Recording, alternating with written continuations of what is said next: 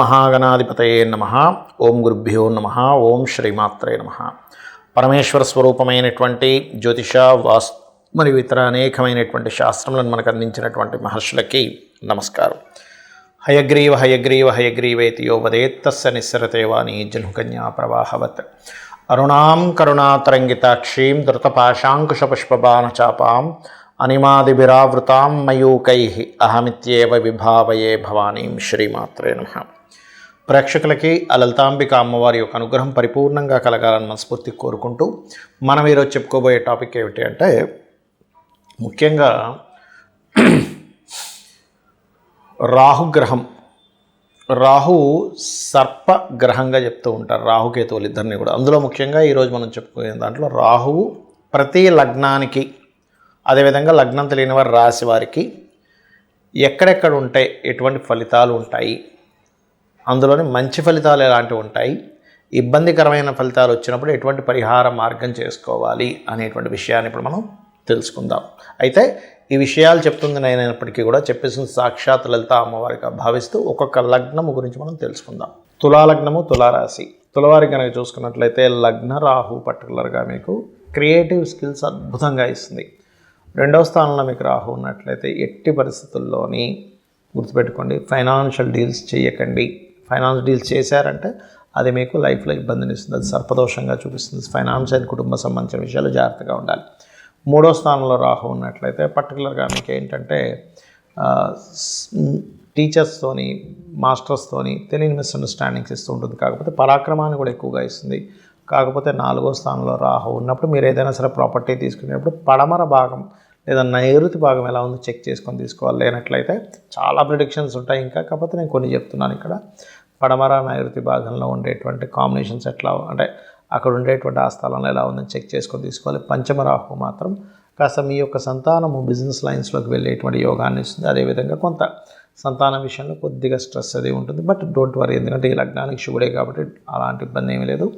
ఆరో స్థానంలో రాహు కనుక ఉన్నట్లయితే ఇక్కడ కొంచెం లీగల్ మ్యాటర్స్ విషయంలో కూడా కొంచెం జాగ్రత్తగా ఉండాలి. కాకపోతే ఇక్కడ కొంచెం విదేశాలకు వెళ్ళి అక్కడ స్థిరపడేటువంటి యోగాన్ని రాహు ఇస్తాడు.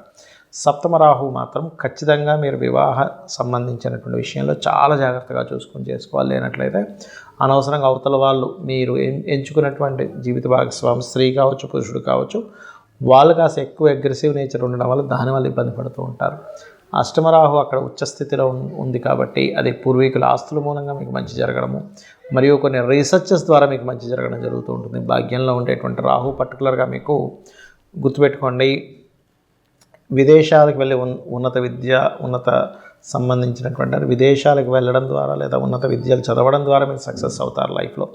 దశమంలో రాహు మాటిమాటికే మీకు ఉద్యోగ సంబంధించిన విషయంలో మార్పులు, కాస్త స్ట్రెస్ని, ఉద్యోగంలో మానసిక స్ట్రెస్ని, ఉద్యోగంలో కాస్త అవమానించే వాళ్ళని పెంచుతూ ఉంటుంది. అలాంటప్పుడు మీరు కాస్త ఓం మనస్విని నమః అని మంత్రం చేసుకోవడం మంచిది.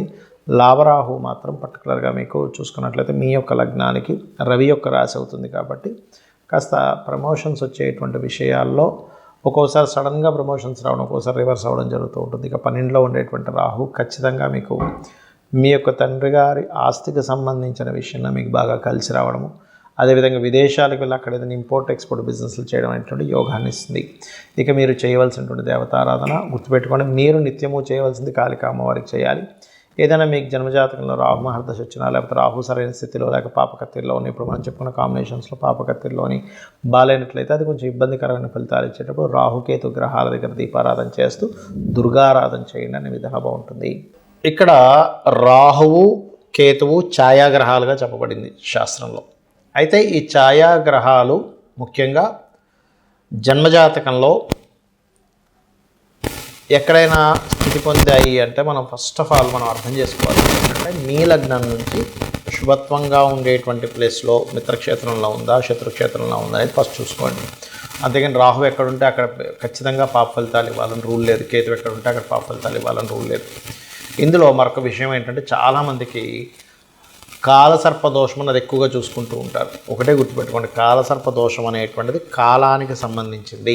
అంటే ఈ దేశంలో, ఈ ప్రాంతంలో ఇలాంటివి జరుగుతాయని చెప్పడానికి మాత్రం దేశకాల సంబంధించిన వాటిని ఆ దేశానికి ఏ లగ్నం అవుతుంది, ఏ రాశి అవుతుందో చూసుకొని ఈ దేశంలో సునామీలు వస్తాయనో, లేకపోతే భూకంపాలు వస్తాయనో, కరువు కాటకాలు ఉంటాయనో, గొడవలు జరుగుతాయనో ఇట్లాంటివి చెప్పడానికి చెప్పారు. కానీ జన్మజాతకానికి కాలసర్పదోషం అప్లై చేయమని ఎక్కడ చెప్పలేదు.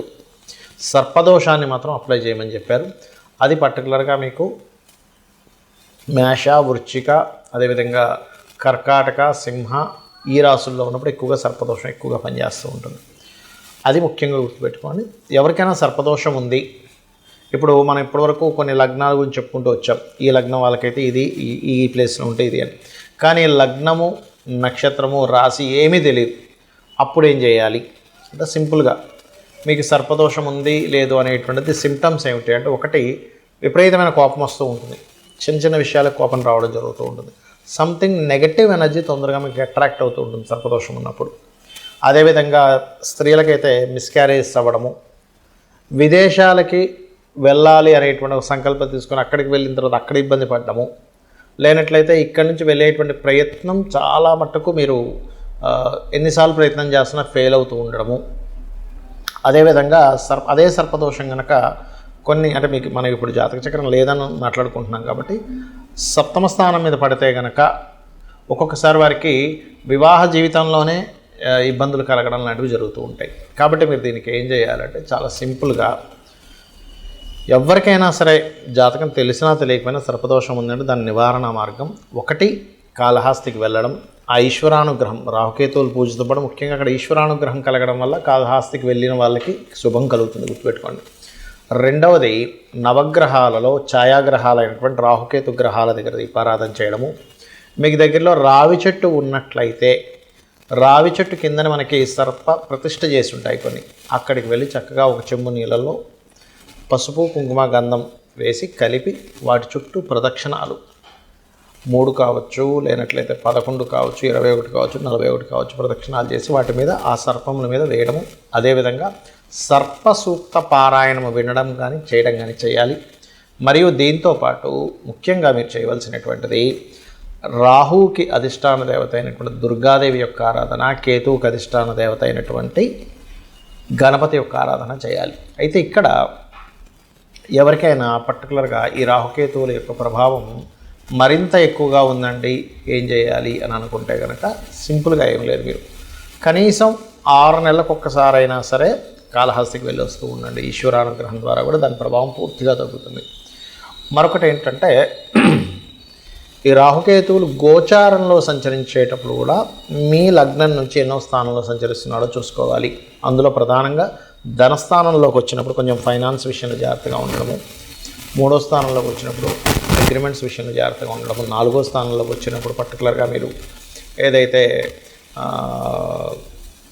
ప్రాపర్టీస్ కొనుగోలు చేసేటువంటి విషయాల్లోని ఇట్లాగా ఒక్కొక్క స్థానాన్ని బట్టి ఆ పర్టికులర్ ఇయర్లో, ఎందుకంటే 1.5 ఇయర్ ఉంటాడు కాబట్టి ఆ పర్టికులర్ ఇయర్లో గోచారంలో వచ్చేటువంటి రాహుకేతువుల యొక్క ప్రభావాన్ని చూసుకోవాలి. అంటే కేతు కనుక అలా వచ్చినప్పుడు ఒకరికి రాహు కనుక వచ్చాడు 4th హౌస్లో, 2nd హౌస్లో, అలాంటప్పుడు అక్కడ అది కొంచెం ఆ యొక్క విషయాల్లో ఆశను పెంచడము ఇట్లాంటివి ఇస్తూ ఉంటుంది. బట్ ఏదేమైనప్పటికీ కూడా మీ పర్సనల్ చార్ట్లో ఉండేటువంటి కాంబినేషన్స్ని, గోచారంలో ఉండేటువంటి గ్రహాలని మిళితం చేసుకొని చూసుకోవాలి.